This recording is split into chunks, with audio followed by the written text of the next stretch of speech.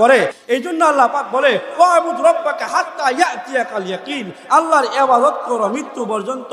যে মৃত্যু কি হতে হবে, যে প্রত্যেকটা নরনারীরই মৃত্যুবরণ করতে হবে, প্রত্যেকটা নফসেরই মৃত্যুবরণ করতে হবে।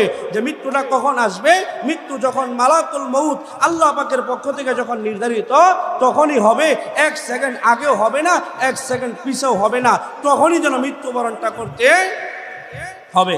এখন মৃত্যু পর্যন্ত যেহেতু, এই জন্য যেহেতু মৃত্যু হতেই হবে, মৃত্যু পর্যন্ত ইবাদত করতে হবে, তার মানে বোঝা যায় মৃত্যু পর্যন্ত ঈমানটারও রাখতে হবে। মালাকুল মউত আইসা যদি ঈমান না পায় তাহলে লাভ নাই। এই জন্য ঈমান সহকারে মৃত্যু হতে হবে। এই জন্য ঈমান নিয়ে যদি কেউ মরতে চায় তার 6টা আমল করতে হবে। কয়টা আমল? 2 মিনিট সময়ে 6টা আমলের কথা বলতেছি। 1 নাম্বার, কুরআন হাদিস অনুযায়ী নিজের জীবনটা চালানো। 1 নাম্বার আমল কি?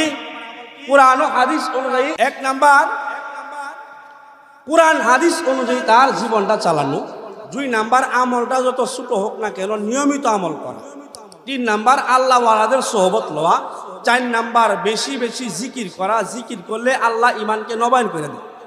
5 নাম্বার, মিসওয়াকের আমল করা। 6 নাম্বার, গোপনে গোপনে দোয়া করা।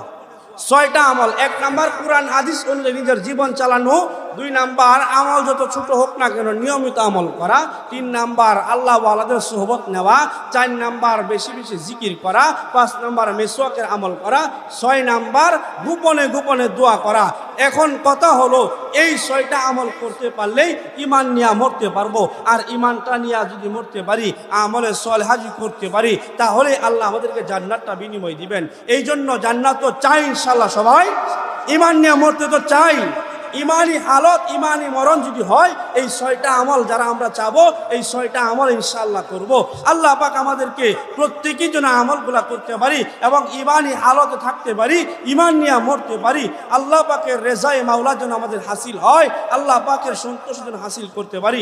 ওমা তৌফিক ইল্লা বিল্লাহ, নাসরুম মিনাল্লাহি ফাতহুন করিম। আসসালামু আলাইকুম রাহমাতুল্লাহি ওয়া বারাকাতুহু।